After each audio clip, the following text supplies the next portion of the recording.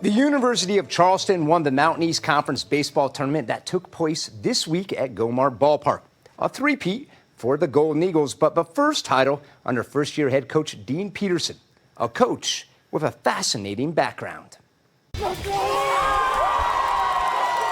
University of Charleston baseball coach Dean Peterson guided his Golden Eagles to a Mountain East Conference championship, and his path here is a unique one.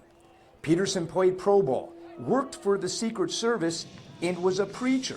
That experience makes him the coach he is today. A life of service in the Secret Service to a life of service to now a life of service to my players and all the people that I get to interact with. The baseball IQ comes from playing the game.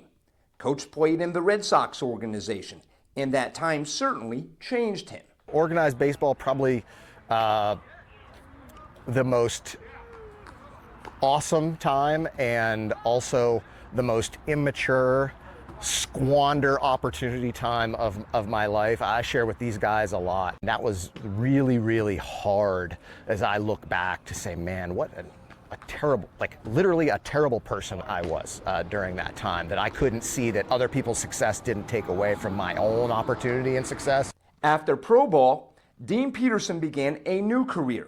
One in the Secret Service in the uniform division, riding a motorcycle as part of the motorcade support. That experience and literally being in life or death situations pretty much every day really was just unbelievable. A gift to me. Part of running motorcades and the DC motorcade system, how we run it, is completely different than what agencies throughout the remainder of the country and world do it. And so we use this system called the bump and run, where the person in front of you has to maintain the integrity of an intersection before the next motorcycle arrives at that intersection, or the next vehicle, whatever the case may be.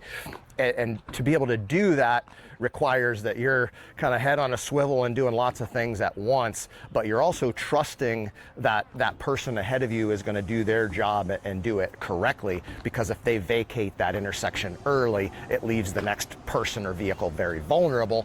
And so we would just practice over and over. So it's like doing trust falls on motorcycles at really high speeds through one of the most populous cities in America over and over again. An accident in the line of duty had a positive impact on Coach.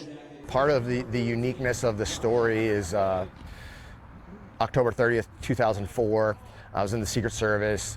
One of my partners asks for some assistance. I take off to go help him.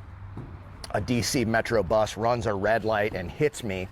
I end up shattering both my arms. I'm all banged up, spend some time in the hospital. The doctors are like, I don't know if you're ever gonna come back from this and be able to be on full duty and do what you do. And it shook my identity, because I had tied my identity so much into my job. And that's why I talk about identity in this context. So it began this spiritual awakening where I had to come to the reality that my identity is in Jesus Christ, and not in what I do, but who I am. His experience in that has rubbed off on a lot of us, but you know, I think he's never lost sight of the present moment and being right here with us, and saying that God has put him in this place specifically to influence us, and you know, I think he's been amazing. It's definitely fascinating, and there are definitely a few stories that he's opened up and told us as a team where we are just jaw-dropped and just like, holy crap. But I think most of the time we're just sitting there listening and really just getting fascinated from these stories.